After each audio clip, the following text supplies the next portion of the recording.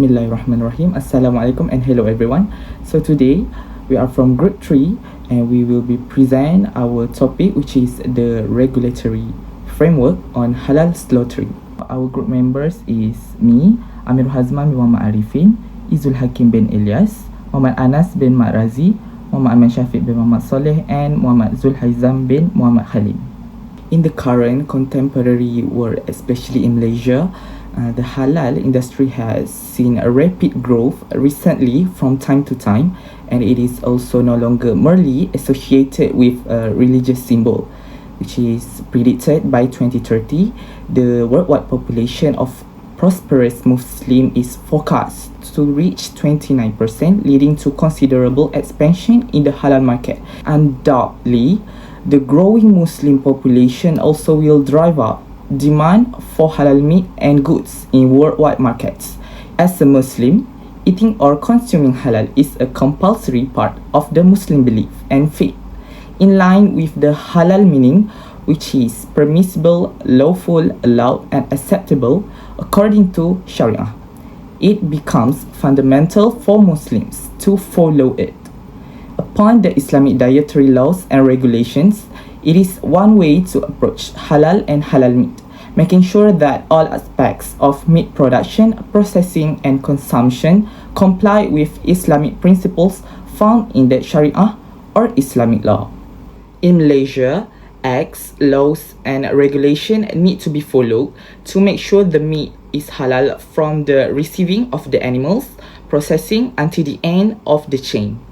The next is the acts and regulations related to halal slaughtering. So the first act is Animal Welfare Act 2015. This act is to provide for the establishment of Animal Welfare Board to promote the welfare and responsible ownership of animals, to set up the functions of the boards and other matters related to this act.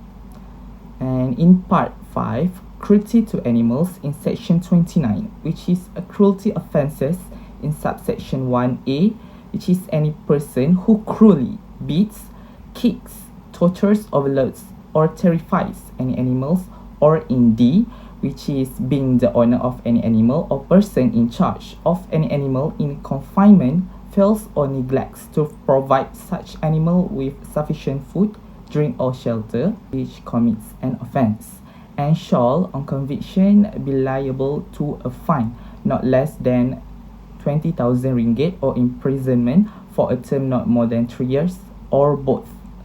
Thus, in terms of the meat and poultry industry, these acts need to be followed by the owner, including the workers at the slaughterhouse.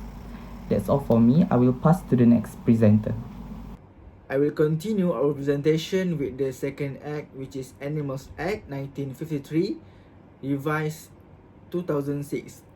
The purpose of this act is to control the import and export of animals and birds, to prevent the spreading of diseases, to prevent cruelty to animals, to control the movement or slaughter of livestock, and to conserve and improve the general welfare of animals. And in this act, I will go deeper into the part 3, which is the prevention of the spread of disease. In the section 18, the examination for animals or birds suspected of disease, in this act mentioned that if a veterinary authority has reason to believe that any animal, bird, or carcass may be infected with any disease, he may subject such animal, bird, or carcass to such examination or test as he may consider necessary, and for the purpose of such examination or test may take blood, milk, urine, or any other substance from such animal, bird, or carcass. And beside that, for the purpose of carrying out any examination or test under subsection 1, the veterinary authority may order that the animal, bird, or carcass be delivered to him at a specified place and time, and no such animal, bird, or carcass shall be removed from such place without the permission of the veterinary authority, and provided that no person shall be required to deliver any animal, bird, or carcass at any place more than 3 miles from the place at which such animal is kept. And furthermore, any person who fails without lawful excuse to comply with any order made under subsection 2 shall be liable to a fine of 50 ringgit. Next, Animals Ordinance 1962. This act regulates the keeping, slaughter and transportation of animals, and it ensures human treatment, prevents and control diseases, and manage importation and exportation. Besides that, the ordinance includes rabies control, livestock conservation, and enforcement powers for authorities to maintain high standards of animal health and safety. In this act, I will go further into the section 39, which is the movement of slaughter of cattle that may be prohibited. In this act, mentioned that the Yang di-Pertua Negeri has the power to prohibit either absolutely or conditionally the import from any specified country or any specified part of a country of any animal, bird, carcass, semen, fodder, litter, dung, or any animal or bird product, as well as any article of substance that is likely to convey or spread disease. And furthermore, any person contravening the provisions of any order made under this section shall be guilty of an offence and liable to imprisonment for 1 year and a fine of 2,000 ringgit Malaysia. Bismillahirrahmanirrahim. Assalamualaikum warahmatullahi wabarakatuh. My name is ISH651 and today I will continue to present my part about the regulatory frameworks on halal slaughterings. So in Malaysia, the regulatory frameworks on halal slaughtering is overseen primarily by the Departments of Islamic Development Malaysia, JAKIM. JAKIM played a central role in setting and enforcing standards for halal practice, including those related to slaughterings. The department collaborates with various stakeholders, including religious scholars, industry representatives, and the government agency, to ensure that the halal slaughterings adherence to Islamic principles and meet established criteria. JAKIM issue halal criteria to slaughterhouse and meat processing facilities after thorough inspections and audits to verify compliance with halal requirements. These requirements include the methods of slaughters, the treatments of animals, and the hygiene and cleanliness of facilities. Additionally, JAKIM provides guidelines for halal certifications, labelings, and traceabilities, enhancing consumer trust and confidence in halal products. Through its comprehensive regulatory frameworks, JAKIM strives to uphold the integrities of halal practice while JAKIM promoting the growth of halal industry in Malaysia. Lastly, JAKIM establishes and maintains halal standards and conducts the inspections and monitors business. Next, the Malaysia's Quarantines and Inspection Service (MAQIS) also play a crucial role in regulatory framework for halal slaughterings. MAQIS under the Ministry of Agriculture and Food Industries focus on ensuring the safety and qualities of import and export agricultural products, including halal meat, while JAKIM handle the religious aspects of halal certifications. MAQIS is responsible for enforcing regulations related to food safety, hygiene and veterinary standards in the halal meat industries. This includes inspecting slaughterhouse, monitoring the transportations of animals, and conducting audits to verify compliance with halal and health regulations. MAQIS is responsible for enforcing regulations related to food safety, hygiene and veterinary standards in the halal meat industries. This includes inspecting slaughterhouse, monitoring the transportations of animals, and conducting audits to verify compliance with halal and health regulations. By collaborating with the JAKIMs and other relevant agencies, MAQIS contributes to the comprehensive regulatory frameworks that safeguards and integrities of halal slaughterings practiced in Malaysia, promoting consumers' confidence in halal products both domestically and internationally. Lastly, MAQIS conducts inspections at entry points, verifies the halal certifications and relates documentations, and also implements quarantines and biosecurity measures. In Malaysia, the Department of Veterinary Service (DVS) is a key player in the regulatory frameworks governing halal slaughterings.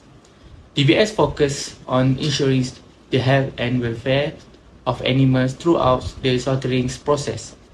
DVS is responsible for implementing and enforcing regulations related to animal welfare, hygiene, and veterinary standards in slaughterhouse. This includes monitoring the handling and transportation of animals, conducting inspections of slaughterous facilities, and overseeing the training of personnel involved in halal slaughterings.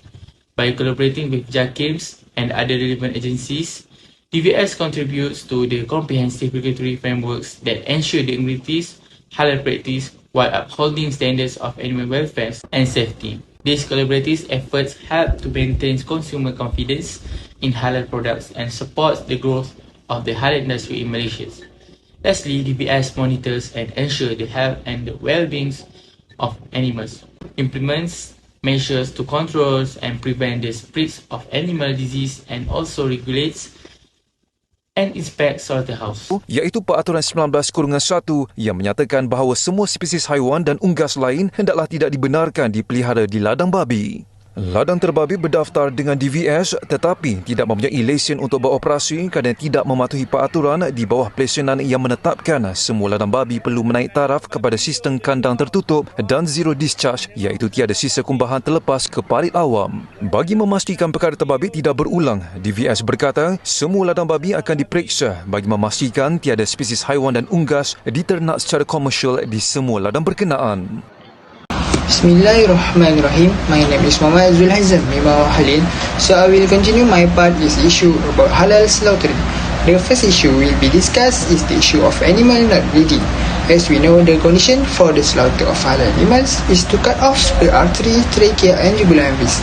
Therefore, this issue is related to the time when Muslims were performing in Raya Haji, which a video went viral in which a cow was believed to have died before being slaughtered and did not move after the slaughtering activity was done and the blood did not spurt.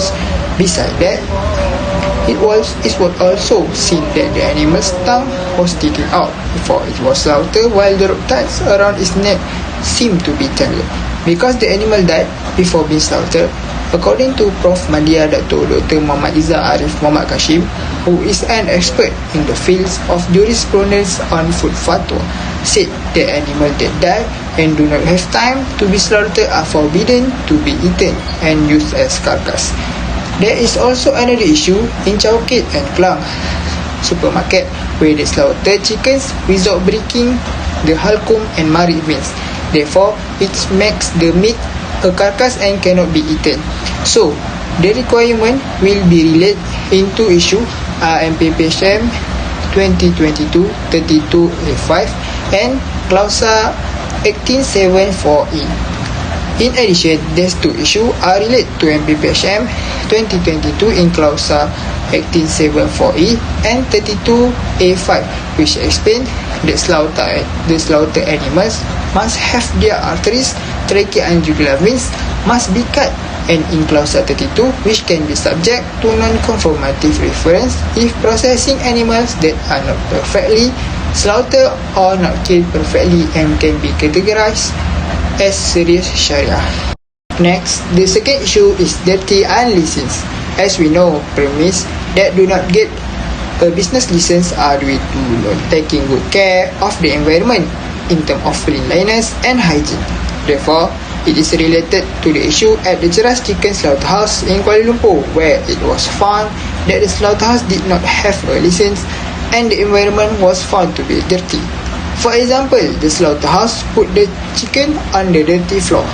Besides that, there are also other issues at the unlicensed chicken slaughter centre in Section 51 Petaling Jaya in Selangor, which was closed due to harm to the environment and health.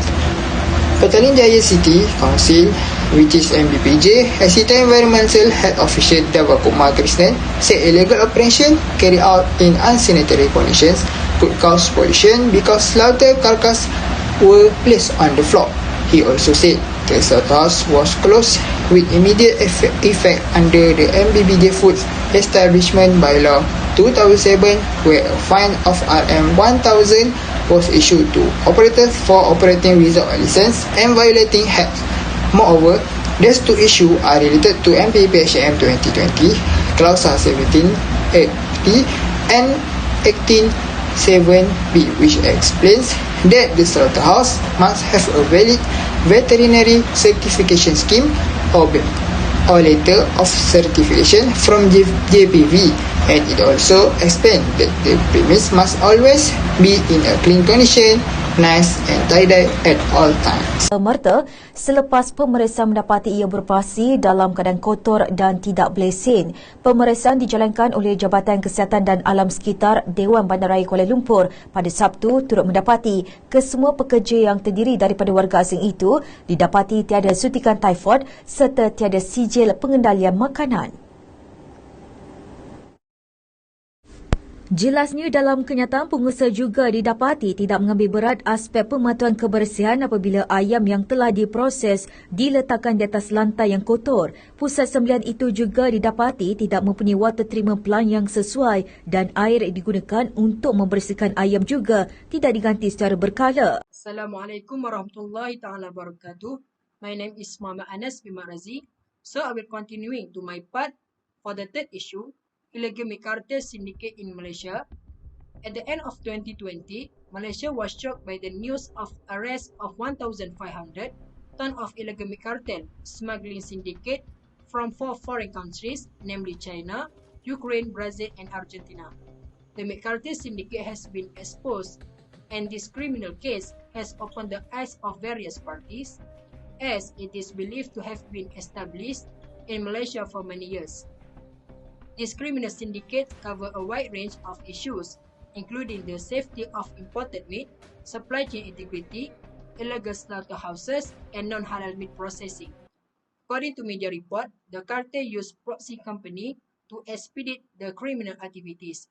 They use Malay and Islamic sounding names for the companies to lend an air of legitimacy to their operation and in assuring the Muslim consumer that the product is halal.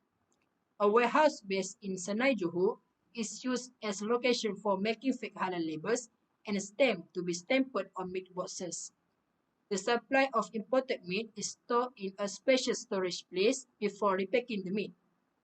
Illegal meat that has counterfeit halal label is then distributed into the domestic market. Not only that, meat believed to be halal beef is also exchanged for low quality meat and deceived beef. This indirectly endangers the health of consumer in the long run. In addition, the beef whose method of slaughter is questionable. Horse meat, buffalo, and kangaroo are also brought in. In addition, the discovery of pork entry record reinforces doubt about its halal status and quality. However, the Ministry of Domestic Trade and Consumer Affairs, KPDN-HEP, has denied this allegation that no pork, horses, and kangaroos were found during the raid. However, statement and disagreement between media report and government agencies have caused anxiety among Muslim consumers in Malaysia.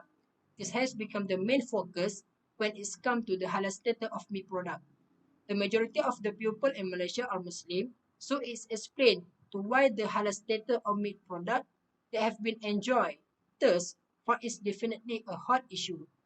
The expose of meat cartel crime cases has a huge impact that shows the weakness of authorities in ensuring the integrity of halal food in Malaysia.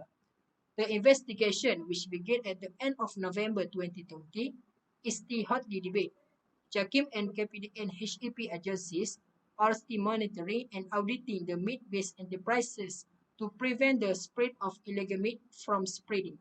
And last but not least, for the conclusion, the regulatory framework on halal slaughtering in Malaysia is a critical aspect of ensuring the safety, quality, and compliance of halal meat product. The existing framework emphasizes the protection of food product against physical, chemical, and microbial contamination during production. And the regulation framework on halal slaughtering in Malaysia also encompasses the monitoring and auditing of meat-based enterprises by agencies like JAKIM and KPDN-HEP to to prevent the proliferation of illegal meat activities and ensure the integrity of halal food in the country. And lastly, to safeguard consumer trust and Malaysia's reputation as a leader in halal standard, it is crucial that the authorities take decisive action. This includes strengthening enforcement mechanisms, enhancing monitoring across the entire supply chain, and imposing strict penalty on those found guilty of food fraud. Streamlining regulation and improving coordination between agencies can also help plug loopholes that criminal syndicates exploit. I think that's all for us. Thank you for watching.